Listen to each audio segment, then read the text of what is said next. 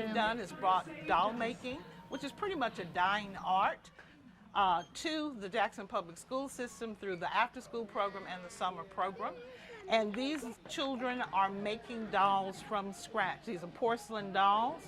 They do the pouring. I fire them for them. They do the cleaning. We make bodies for them. The children stuff their bodies. They polish the dolls. I help them with the painting of the dolls, and then we put the dolls together. Go! No! Yes! No! Yes, We're working in partnership with Jackson Public Schools in order to provide young children with experience and provision to all different types of coding and robotics training. As you can see here, you have multiple children playing with robots that they built on their own. That will be tapping into the engineering aspect of majority of the STEAM program. And in the beginning of this program, we let the children learn how to code their own video game on a website called Scratch, where they can code video games. And we spent through 4 days on that said program. And these children who had never really heard of computer programming or coding got their first hands-on experience with that. Go ahead and start decorating your Eiffel Tower. Be very creative. This is art. We have been focusing on the theme of Voyage to Excellence. And so this summer, students have had the opportunity to focus heavily on different countries. The first week they focused on Mexico, and this week they're focusing on France. If you see, they're doing art activities right now with the Eiffel Tower. And so giving them the opportunity to learn more about different cultures and other areas in the world is very important for our scholars. To expose scholars to other forms of learning, thinking outside of the box, expressing their creativity, things of that nature, getting them acclimated to what they might see in middle school and what they might have an opportunity to do in high school, gaining scholarships, and just giving them exposure to other forms of art and enrichment is a great thing. The goal of the A3 Summer Camp is to ensure equitable learning opportunities that facilitate the development of our scholars' skills, knowledge, voice, and confidence. Our scholars have been exposed to robust enrichment opportunities as well as learning opportunities that prepare them for the next school year. We call these opportunities acceleration, as the goal is to prepare our scholars for the next school year.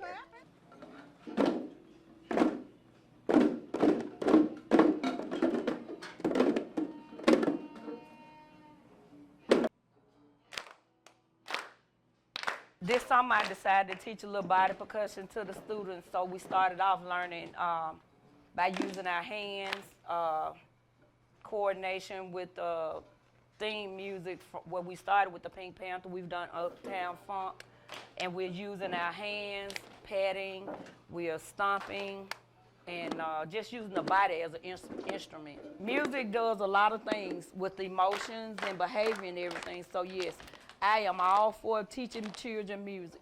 And I'll tell you about Parchment in a minute, but let's talk a little bit about vagrancy laws. Vagrancy laws could be anything. This is an opportunity for them to be able to see firsthand what their ancestors went through during the civil rights movement.